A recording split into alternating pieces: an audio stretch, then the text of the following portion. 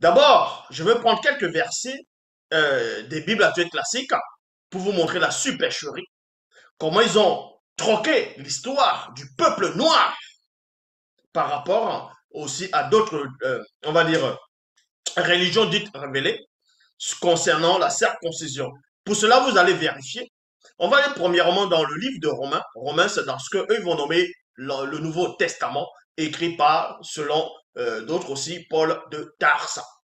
Dans Romains chapitre 2, verset 25, vous pouvez vérifier dans n'importe quelle version des Bibles actuelles classiques. Dans Romains chapitre 2, verset 25, il est dit ici, si tu obéis à la loi, virgule, la circoncision t'est utile. Il y a point virgule. Mais si tu désobéis à la loi, c'est comme si tu n'étais pas circoncis. Il y a point ici. Donc vous allez comprendre que ce verset n'a pas de sens. Le verset de Romains chapitre 2 verset 25 n'a pas de sens. On va aller aussi dans 1 Corinthiens chapitre 7 au verset 19. Il est dit ici, la circoncision n'a pas d'importance. Il y a virgule ici. Et l'incirconcision, donc, Paul dit ici que celui qui se circoncis, ça n'a aucune valeur, ça n'a pas d'importance.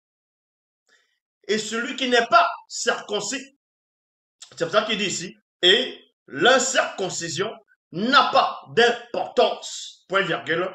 Ce qui est important, c'est de respecter les commandements de Dieu. Il y a point ici. Vous allez vérifier dans n'importe quelle version. Les versets que je viens de lire, donc dans Romains chapitre 2, verset 25, et dans 1 Corinthiens chapitre 7 au verset 19, sont bourrés de contradictions, de mensonges, d'erreurs et de fausseté. Pourquoi? On va vous montrer cela tout à l'heure, dans quelques instants. Sans cela, vous allez comprendre que beaucoup de personnes dans le monde actuellement, dans certaines religions, on va dire entre guillemets les religions chrétiennes, vous allez trouver beaucoup de chrétiens, y compris noirs, blancs, métis, peu importe la nationalité, peu importe, on va dire l'origine, peu importe la couleur ou la race. Vous allez trouver beaucoup d'entre eux qui ne sont pas circoncis. Parce qu'ils vont se référer dans 1 Corinthiens chapitre 7 au verset 19 et dans Romains chapitre 2 verset 25 pour ne pas se faire circoncis, pour ne pas circoncire leurs enfants en disant que non, cette loi a été abolie. Que ce qui compte, c'est Yoshua Amashia, Jésus-Christ, Jésus de Nazareth, fils de Marie. Que celui qui pratique actuellement la circoncision va contre Jésus, va contre le Christ. Ça, c'est faux. On va vous démontrer pourquoi. Je vais relire dans 1 Corinthiens chapitre 7 au verset 19. Et ensuite, on va vous montrer c'est quoi le symbole caché de la circoncision véritable. Et qui c'est qui doit pratiquer la circoncision? Est-ce que la circoncision est d'actualité ou pas? D'autres vont l'appliquer par rapport à l'hygiène, mais d'autres sont des coutumes. Et des peuples ont trouvé ces coutumes et se sont appliqués à refaire, à faire cela. Tandis que d'autres, dans l'Afrique ancestrale, ont percé la révélation, ont compris le secret, le mystère, la révélation de la circoncision. Donc, comme je l'ai dit tantôt, on va recommencer dans 1 Corinthiens chapitre 7 au verset 19, il est dit ici, la circoncision n'a pas d'importance, il y a virgule, et l'incirconcision n'a pas d'importance, point virgule. Ce qui est important, c'est de respecter les commandements de Dieu. Maintenant, nous allons donc vérifier toujours dans les Bibles actuelles classiques, c'est quoi les commandements de Dieu? C'est quoi les commandements de Yahvé, d'Adonai, Jéhovah, Elohim l'Éternel? Parce que beaucoup de personnes pensent que les commandements de Dieu de la Bible actuelle se résument uniquement dans les 10 commandements. Non. Avant ce qu'on appelle la notion des 10 commandements dans les Bibles actuelles classiques, le Yahvé a donné des commandements, a donné des lois, a donné des préceptes. a donné des ordonnances. Nous allons donc vérifier. Parce que, selon Paul de Tarse, tenez bien, le Paul de Tarse inventé des Occidentaux, qui a usurpé le titre, le nom, la couleur des Sombais. Le vrai Paul. Mais son vrai nom, c'est Sombais. Vous voyez comment il vient troquer l'histoire du peuple noir. Il va s'approprier de ses coutumes, de ses ordonnances, de sa connaissance, de sa technologie, de ses lois. Et ensuite, prendre ce qui les arrange et rejeter ce qui ne les arrange pas. Parce que quand, dans 1 Corinthiens 7, au verset 19, on vous dit que celui qui se circoncis et celui qui ne se circoncis pas, ça n'a aucune importance. Mais que ce qui est important, c'est de respecter le commandement de Dieu. Or, quand nous allons dans Genèse, toujours dans les Bibles classiques, Genèse, chapitre 17, au verset 10, dans la Bible parole de vie, il est dit ici, voici le commandement que je vous donne, il y a virgule ici, dont Yahvé Adonai Jéhovah Elohim l'Éternel va donner un commandement à un patriarche, selon les Bibles actuelles classiques, dont Paul plus tard dit, ce qui est important, c'est d'obéir au commandement de Dieu. Nous allons donc vérifier parmi les multitudes de commandements de Yahvé. Est-ce dans le commandement? Ici, il n'est pas question de 10 commandements. Comme j'ai dit tout à l'heure, il n'y avait pas que 10 commandements. Donc, dans Genèse chapitre 17, au verset 10, voici le commandement que je vous donne. Donc, que Dieu donne aux hommes, que Dieu donne à ceux du visible, à toi et à tes enfants. Dieu, ici, dans les Bibles actuelles classiques, s'adresse à qui? Il s'adresse à celui qu'on va appeler Ibrahim, Abraham. Dans les versions classiques, voici le commandement. Voici le commandement. Et dans 1 Corinthiens chapitre 7 au verset 19 dit, ce qui est important, c'est de respecter le commandement ou, c'est-à-dire les commandements de Dieu. Parmi les commandements de Dieu, Genèse 17 verset 10, voici le commandement que je vous donne à toi et à tes enfants et aux enfants de tes, c'est-à-dire de leurs enfants. 2 points. Tous les garçons devront être circoncis. Il y a point. Vous voyez donc la contradiction. On vous dit qu'à un moment donné, le soi-disant Dieu, Elohim, des faux juifs, donne un commandement. Que parmi ces commandements, il y a la circoncision qui va établir en tant qu'alliance entre lui et l'homme, entre lui et la créature, entre lui et celui du visible, celui de l'extérieur. Et des années après, à une période donnée dans l'histoire du visible, on vous dit qu'un certain Paul de Tarse vient, il dit qu'il a eu la révélation, qu'il a percé la révélation et qu'il ne faut plus appliquer la circoncision. Que tu l'appliques pas, ce qui est important, c'est d'obéir au commandement de Dieu. Mais ce qu'il a oublié de dire, ou bien ce que les auteurs des Bibles actuelles classiques, certains auteurs, ont oublié d'écrire. Dans 1 Corinthiens, chapitre 7, au verset 19, en disant qu'il faut obéir, ce qui est important, c'est d'obéir au commandement de Dieu. Que la circoncision fait partie des commandements de Dieu. Donc, comment se fait-il qu'une personne va venir et va dire que telle loi que Dieu a donnée, ça n'a aucune importance? Vous voyez que ça ne tient même pas. Comment quelqu'un va se dire que Dieu, le commandement, ce qu'il faut obéir, c'est le commandement de Dieu. Mais en même temps, il va extirper et abolir un commandement de Dieu. Ça veut dire que c'est lui-même qui n'obéit plus au commandement de Dieu. selon les Bibles actuelles classiques. Et c'est là vous voyez des gens ne comprennent pas les Écritures. Des gens vont aller dans ce qu'ils vont appeler le Nouveau Testament. Ils vont aller dans les livres comme les Galates, toujours Paul, pour dire non, je vous le dis, celui qui se circoncis, Christ ne vous servira à rien. Mais le même Paul s'est fait circoncis. Il a circoncis quelques-uns de ses disciples. Mais bon. Donc, vous apprenez ici, dans Genèse chapitre 17 au verset 10, voici le commandement.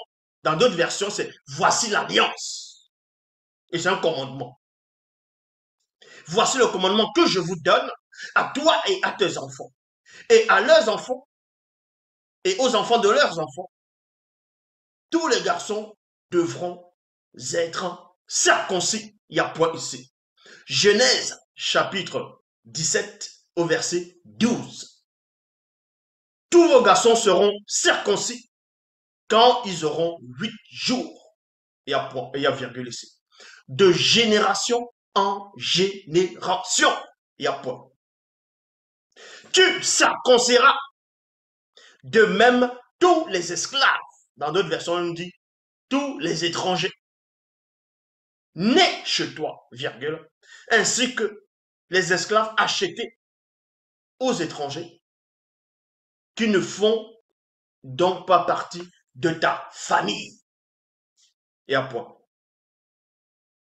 Et quand on va dans le verset 13 de Genèse 17, il est dit ici, on devra circoncis celui qui est né dans ta maison et celui qui a été acheté avec ton argent. Mon alliance, ma loi, mon commandement, mon alliance dans votre chair sera une alliance perpétuelle. Paul de Tarse de la Bible actuelle classique, les auteurs des Bibles actuelles classiques ne savent pas ce qui veut dire perpétuel. Ils ne connaissent peut-être pas ce mot-là. Perpétuel, ça veut dire quoi? Ça veut dire euh, immuable. Quelque chose qui ne change pas, quelque chose qui ne s'arrête pas, quelque chose qui demeure indéfiniment, éternellement, sans cesse. C'est ça, la perpétuité. Quand on dit à quelqu'un, on l'enferme, perpétuité, ça dit qu'on l'a condamné, ça veut dire qu'il ne sortira plus. Donc Dieu, Yahvé, Adonai Jéhovah Elohim, de la Bible actuelle classique, dit que la loi de la circoncision qu'il a établie par Abraham et les enfants d'Abraham, c'est-à-dire la génération, toute la génération, doivent être circoncis, c'est-à-dire les garçons, de génération à génération. Et que c'est une loi, c'est une alliance perpétuelle, donc immuable, indéfinie, éternellement, sans cesse. Comment se fait-il alors que Paul vient abolir cela? Que les auteurs des Bibles actuelles classiques viennent abolir cela? C'est là où vous voyez que tout ça là, c'est du n'importe quoi. C'est du n'importe quoi. Et ils vont aller plus loin. Dans la Bible pastorale de Maretsus, il est dit, né dans la maison ou acheté, tout mâle devra être circoncis, virgule, pour que se marque dans votre chair le signe, écoutez attentivement, le signe de mon alliance perpétuelle. Ça veut dire quoi? Ça veut dire que avant que Abraham ne vienne dans l'existence, avant que Abraham ne soit né, avant qu'on ne crée l'homme physique visible, cette alliance-là existait déjà. Cette alliance, cette loi, ce signe de l'alliance, de la circoncision, existait déjà avant qu'on ne crée la création. Est-ce que vous comprenez? C'est ce que ça veut dire ici, même dans ce passage-ci. Né dans la maison ou acheté, tout mâle devra être circoncis pour que se marque dans la chair, pour le signe de mon alliance perpétuelle. Maintenant, on va aller dans le livre de Romains, chapitre 4, verset 11. Vous voyez que le livre de Romains, chapitre 4, verset 11, ils ont écrit cela. Vous devez comprendre une chose, que à l'époque où ils traduisaient les Bibles, écoutez attentivement, on va vous expliquer ces choses, pour que vous ne soyez pas réellement dans la confusion. À l'époque où ils ont traduit, on va dire cela, les Bibles d'après les textes originaux selon eux, vous allez comprendre que il y a certains qui sont venus traduire ce qu'on va appeler l'Ancien Testament, la Torah. Et ceux qui ont fait la Torah, c'était pas les mêmes personnes qui sont venus faire ce qu'on appelle le Nouveau Testament. Il y a eu des générations, des siècles qui sont écoulés entre tel livre et l'autre livre qui arrive après. C'est pour ça que vous allez trouver des contradictions, des erreurs, remplies de mensonges, des inventions. Parce que ces gens qui sont venus faire cela, on sait que c'était tous des bandits. Ils ont pris l'histoire du peuple noir, ils ont changé, modifié, réécrit l'histoire. Et on va voir des gens comme les 8 secondes, les pauvres arrivistes, qui vont essayer de traduire la Torah et ce qu'ils vont appeler le Nouveau Testament. Et c'est là que vous allez toujours trouver les mêmes contradictions, les mêmes erreurs. Parce que quand on lit dans Romains, chapitre 4, verset 11, pour tous ces faux pasteurs qui n'ont aucune connaissance, aucune substance spirituelle, vont lire le livre de Romains, chapitre 4, verset 11, pour vous faire croire que la circoncision, selon Paul, n'est plus d'actualité. Et on va lire ce livre-là. Dans Romains chapitre 4, verset 11, il est dit, avant d'être circoncis, virgule, Abraham était juste parce qu'il croyait en Dieu. Il y a point. Ah, donc parce que tu crois en Dieu, tu es juste. Dans le livre de Jack, il est dit, tu crois qu'il existe un seul Dieu, tu fais bien. Le démon le croit aussi, mais lui il tremble. Donc parce que le démon croit que Dieu existe, il tremble, donc ça dit que le démon il est juste. Donc, vous voyez les gens qui viennent écrire des torchons, des choses qui n'ont pas de sens. Mais néanmoins, on va lire. Romains chapitre 4, verset 11. Avant d'être circoncis, Abraham était juste parce qu'il croyait en Dieu. Il y a point. Ensuite seulement, il y a virgule. Il a reçu la marque de la circoncision. Il y a point ici. Regardez, on va lire la suite et vous allez voir que ceux qui ont écrit, rédigé cela, ne savaient même pas ce qu'ils étaient en train d'écrire. Ne comprennent. C'est des gens, ils ne savaient pas lire. Vous voyez? Ils sont juste venus inventer des choses sans lire l'histoire même réellement. L'essence d'Abraham de la Torah. Avant d'être circoncis, Abraham était juste parce qu'il croyait en Dieu. Ensuite seulement, il a reçu la marque de la circoncision. Il y a point. Celui-ci montrait que Dieu le connaissait comme juste à cause de sa foi. Et on sait que la foi ne compte pas seul, il faut la foi et les œuvres, mais néanmoins, Dieu le connaissait comme juste à cause de sa foi. De cette façon, virgule, Abraham est devenu le père de tous ceux qui croient en Dieu. Oh, non mais sérieux, ça n'a même pas de sens. Comment Abraham devient le père de tous ceux qui croient en Dieu? Abraham va devenir le père de tous ceux qui croient en Dieu comment? Vu que ça n'a même pas de sens. Donc Abraham était le seul homme sur la terre qui croyait en Dieu à son époque. Est-ce que Abraham était le seul qui croyait en Dieu à son époque? Il y avait d'autres patriarches.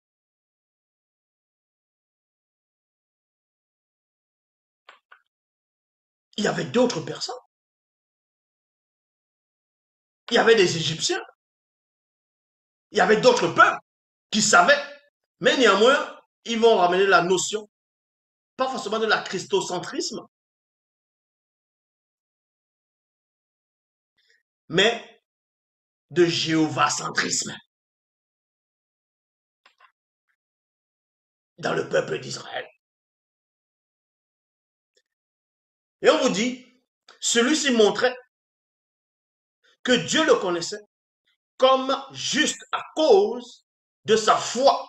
De cette façon, Abraham est devenu le père de tous ceux qui croient en Dieu, virgule, même s'ils ne sont pas circoncis.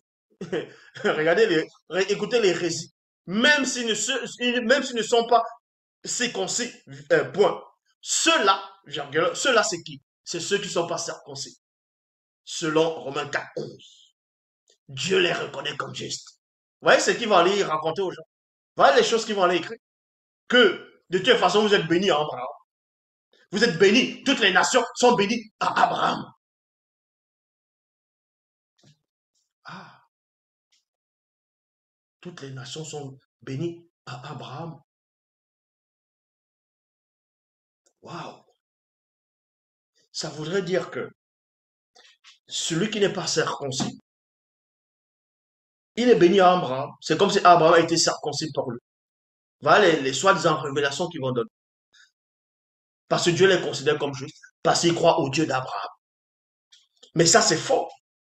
Vu que Romains chapitre 4, verset 11 est en contradiction avec Genèse 17, verset 12 à 13, où Dieu, Yahvé Adonai Jéhovah Elohim, demande à Abraham que toute ta génération à perpétuité doit se faire circoncis selon la chair. Et Romains chapitre 4, verset 11 vient carrément abolir cela. Vient dire, ah non, c'est pas ça. Regardez les hérésies. Donc vous pouvez aller chercher toutes sortes de versets que vous voulez pour essayer de vouloir contredire cela. Ça ne marchera pas.